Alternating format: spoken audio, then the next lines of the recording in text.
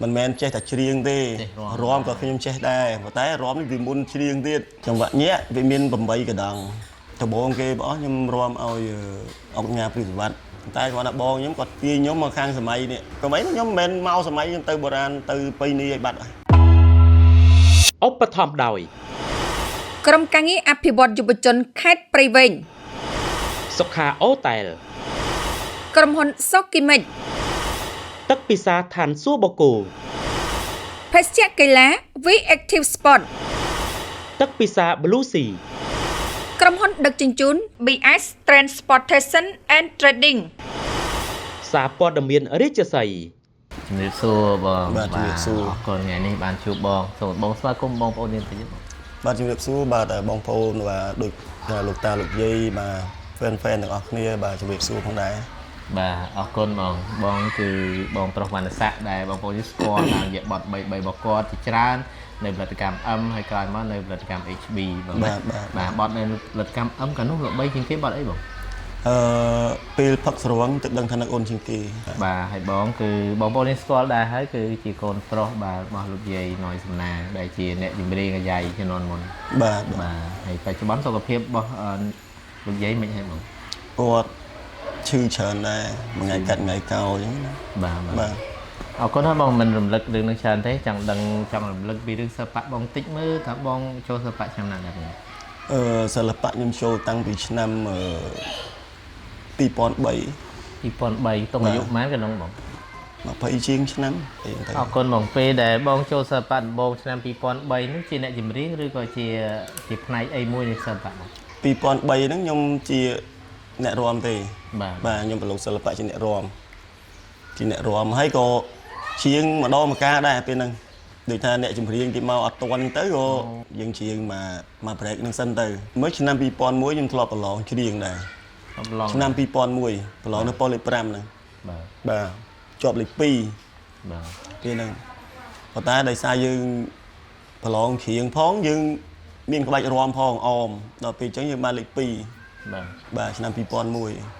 ន្តែដល់ពេលដូចយើងនិយាយពីការនោះដោយសារផលិតកម្មអត់មានធំទូលាយដូចយើងឥឡូវនេះទេបាទអត់មានទីផ្សារទៀតសម្រាប់តាក់ទងយើងចូលផលិតកម្មចូលអីហ្នឹងបងជាអ្នករាំប៉ុន្តែក្រោយពេលដែលបងចូលច្រៀងពិតប្រាកដនោះឆ្នាំណាដែលយើងចេញជាបទតខ្លួននោះឆ្នាំ2012 13ដែលមានបទតខ្លួនបាទតែនេះដោយសារអីខ្ញុំបានចូលផលិតកម្មចូលអីនេះគឺដោយសារបានខាងបងរួនគាត់ខាងក្រុមចកសមុទ្រគាត់ដៃស្គរគាត់អ្នកធ្វើភ្លេងឲ្យនៅខាងផលិតកម្មអឹមហ្នឹងគាត់ក៏សួរខ្ញុំថាសាក់អានេះចង់ចូលផលិតកម្មអត់ខ្ញុំថាមានអីខ្ញុំចង់ដែរបងចង់ដែរបាទខ្ញុំនៅឃើញស្មានតែគាត់គីឡូស៊ូលេងអីចឹងគាត់ក៏ហៅទៅបញ្ចូលទៅអីទៅបញ្ចូលពីបត់ហ្នឹងក៏តកែអឹមក៏ស្ដាប់ហើយគាត់ថាអូខេឥឡូវចាំឲ្យគាត់មកចុះក្នុងត្រាំបាទជំនាន់នោះគេស្ដាប់បងច្រឡំថាជាសំឡេងស្តៀងលោកខែវរយុទ្ធដែរបាទមិនមានដែរឮគេនិយាយតែធ្លាប់ឮអ្វីដែលដូចនេះគឺដោយសារខ្ញុំមុនខ្ញុំពេលដែលខ្ញុំច្រៀងតាមភោជនីយដ្ឋានអីចឹងខ្ញុំច្រៀងខ្ញុំយកតែបទគាត់ច្រៀងឯងបទឆៅយុទ្ធហ្នឹងខ្ញុំភាគច្រើនខ្ញុំច្រៀងបទគាត់ច្រើនដល់ពេលអញ្ចឹងសំឡេងយើងទាំងការនិយាយស្ដីទាំងអីដែរវាចេះតែទៅស្តៀងគ្នាចុះទៅពេលដែលបងចេញបទតខ្លួនហាក់ដូចជាមិនឃើញបងបញ្ចេញក្បាច់រាំដោយការនៅរាំចឹងខ្ញុំអានេះតាមយោងដោយសារយើងស្នើទៅខាងផលិតកម្មដែរយើងស្នើថាសូមឲ្យគាត់មានបទញាក់បទអីច្រើនអញ្ចឹងណាសម្រាប់ខ្ញុំអញ្ចឹងដើម្បីព្រោះថាយើងមានបាតជាអ្នករាំស្រាប់ហើយអញ្ចឹងហើយខ្ញុំចង់ឲ្យគាត់ដូចថាជំរុញនៅបទញាក់បទអីដើម្បីឲ្យយើងបានបញ្ចេញអាស្នាដៃរបស់យើងដែលយើងធ្លាប់ប្រហែលឆ្នាំមុនមកវាអញ្ចឹងចង់ឲ្យបងប្អូនឃើញថាមិនមែនចេះតែច្រៀងទេរាំក៏ខ្ញុំចេះដែរប៉ុន្តែរាំនេះវាមុនច្រៀងទៀតបើនិយាយចំទៅបាទចុះឥឡូវវិជារាំមកបងនៅបន្តដល់បច្ចុប្បន្នវិញអត់ទេខ្ញុំនៅចាំតែនៅចាំធម្មតាចង្វាក់ញាក់វាមាន8កដងវាមាន8ដូចថាយើងចាប់ដូចថា1 2 3 4 5 6 7 8អញ្ចឹងណាប៉ុន្តែបើយើង8 4ដងក៏មានដែរក្បាច់ខ្លះក្នុងមួយបទវាមាន8 4ដង3 4ដងបាទវាជើង បាទ32ក្បាច់ចឹងទៅហើយវាមានចូលអែយើងដាក់ក្បាច់ផ្សេងដល់ពេលចូល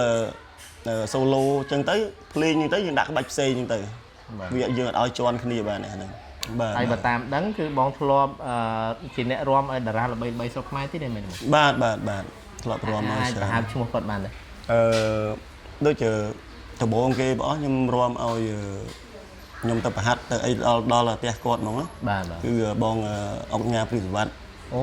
បាទចឹងជាសមាជិកក្រុមរាំគាត់ដែរបាទដំបងគឺមានតែ2នាក់ឯងមានតែ2ខ្ញុំមួយទៀតខ្ញុំហើយនឹងមិត្តភក្តិខ្ញុំមួយទៀតបាទហើយដល់ទី2ក៏ដូចគ្នាខ្ញុំឈប់ពីបងអង្គញាព្រីសវត្តខ្ញុំមកប្រហាត់ខាងអង្គញាស្រីមុនវិញហ្នឹងក៏នៅប្រហាត់ដល់ផ្ទះដែរបាទតាំងពីប្អូនស្រីគាត់ប្អូនបាទខេមរៈសីពៅគាត់នៅរស់ប្រហាត់យរុំប្រហាត់ទាំងពីរអ្នកបងប្អូននៅផ្ទះគាត់នៅសម្រាប់ដែតការព្រីងបាទជាការព្រីងអូអញ្ចឹងមានន័យថាបងជាអ្នករាំផងជាអ្នកប្រហាត់ផងបាទអូអញ្ចឹងក្បាច់ដែលគាត់រាំលើឆាកឬអីជួនកាលអាចចេញពីបងដែរជំនាន់នោះបាទចេញពីខ្ញុំដែរប៉ុន្តែក្រោយមកបងចូលប្រហាត់វិញខ្ញុំដោយសារខ្ញុំចូលផលិតកម្មដល់ពេលយើងចូលផលិតកម្មយើងអត់អាចទៅយើងកុងត្រាមួយគេយើងអាចទៅប្រហាត់អ្នកនេះប្រហាត់អ្នកនោះរាំឬក៏យើងទៅរាំក្រោយគេបានទេបងសួរដូចឆាតតិចមុនបងចេះរាំហ្នឹងយើងទៅហាត់រៀននៅសាលាណាខ្ញុំបងប្រុសខ្ញុំប្រហាត់បងប្រុសបាទបងប្រុសដែលគាត់ខូចទៅបាត់ហើយគាត់អ្នកប្រហាត់នៅផ្ទះខ្ញុំដំបូងខ្ញុំអត់ស្រឡាញ់ទេខ្ញុំអត់ស្រឡាញ់ខាងស្អីចង្វាក់សម័យយើងហ្នឹងទេខ្ញុំស្រឡាញ់ខាងចង្វាក់បុរាណរបាំបុរាណរបាំប៉ៃនីអីវិញទេបាទតែគាត់ថាបងខ្ញុំគាត់ទាញខ្ញុំមកខាងសម័យនេះក៏មិនខ្ញុំមិនមែនមកសម័យខ្ញុំទៅបុរាណទៅប៉ៃនីឲ្យបាត់បុរាណហ្នឹងបើសិនជាខ្ញុំអាចចាប់បុរាណបានអាហ្នឹងអាចប្រហែលជាអាចទៅតាមជាមួយម៉ាក់បានអញ្ចឹងណាដល់ពេលយើងចូលសម័យហើយដល់ពេលវាថ្នឹកជាមួយសម័យពេកទៅវាទៅបុរាណវិញលេងកើតអញ្ចឹងតែគាត់ថាឥឡូវនេះខ្ញុំដូចថាភ្លេងខ្មែរភ្លេងអីដូចនេះស្គរខ្មែរស្គរអីហ្នឹងខ្ញុំចេះវាយទាំងអស់បាទខ្ញុំចេះលេងចេះវាយច្រៀងបានទៀតបងបាទហើយងាកមកបច្ចុប្បន្នបងមានចេញបទថ្មីទៀតទេបាទបច្ចុប្បន្ននេះខ្ញុំចេញនៅក្នុង channel YouTube ចេញបទជាលក្ខណៈក្នុង channel អត់ទាន់ផលិតកម្មទេប៉ុន្តែបើប្រហែលជាអាចនឹងមករយៈក្រោយតិចទៀតបាទខាងផលិតកម្មរបស់ខ្ញុំគេនឹងបើកវិញបាទពួកខ្ញុំនឹងមានចំណងដៃថ្មីសម្រាប់ចែកជូនដល់បងប្អូនក៏ដូចជា fan ទាំងអស់គ្នាស្ដាប់កំសាន្តផងដែរចេញបទថ្មីបងបាទអរគុណច្រើនបាទអរគុណ